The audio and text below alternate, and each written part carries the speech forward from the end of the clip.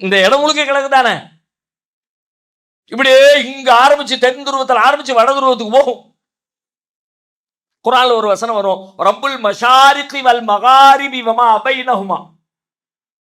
ஏராளமான கிழக்குகளுக்கும் ஏராளமான மேற்குகளுக்கும் இறைவன் அல்லாஹ்.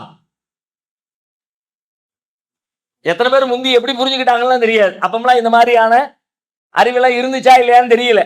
ஏராளமான கிழக்கு எப்படி புரியும்?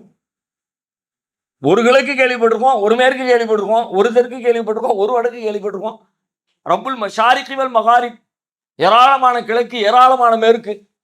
இதான் ஏராளமான கிழக்குனா சூரியன் பல பல இடங்களில் இருந்து கிழக்கு திசையின் பல்வேறு பகுதிகளில் உதிக்கிறது, பல்வேறு பகுதிகளில் மறைகிறது.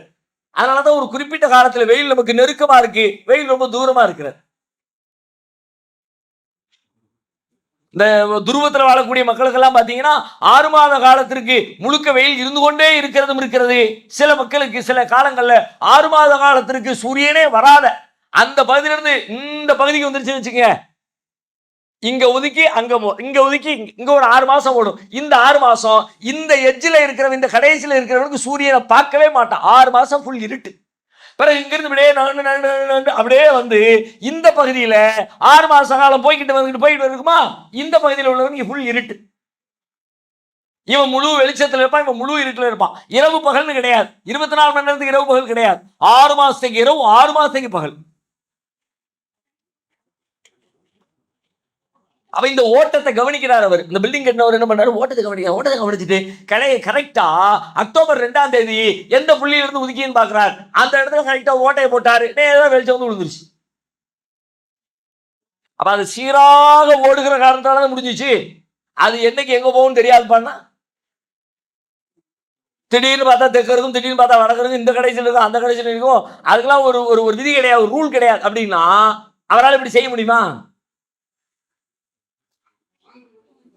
அப்போ ஒரு ரூலுக்குள்ள இருந்தா அந்த ரூலுக்குள்ள உள்ளதை, அந்த ரூலை தெரிந்து கொண்டால் அதை பயன்படுத்துகிற முறை தெரிஞ்சிடும். சூரியனுடைய ரூல் என்ன, சந்திரனுடைய ரூல் என்ன? இப்ப டாக்டர் மருத்துவம் படிக்கிறாங்க, மருத்துவம் படிச்சு மருத்துவம் நோய் வந்துருச்சு, நோய்க்கு வைத்தியம் கொடுக்குறாங்க, மருந்து கொடுக்குறாங்க.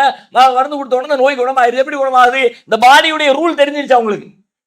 அதுல கட்டி வந்துச்சுன்னா இதுக்காகத்தான் வருது, இப்படி வந்துச்சுன்னா அதை குளிர் வச்சா சரியா போயிடும், இப்படி மருந்து கொடுத்தோம்னா அதை கட்டி கொப்பளம் எல்லாம் உடஞ்சு போயிடும் அப்படின்னு பாடி எவ்வாறு இயங்குகிறது என்கிற உடல் கூறு, அதனுடைய ரூல், அதனுடைய விதி தெரிஞ்ச பிறகு அந்த விதிக்கு ஏற்ப இப்படியே போய் அதை நீக்கிடலாம், அப்படியே போய் வெளியே கொண்டு வந்துடலாம். எப்படி இந்த உலக இயற்கையில் மனித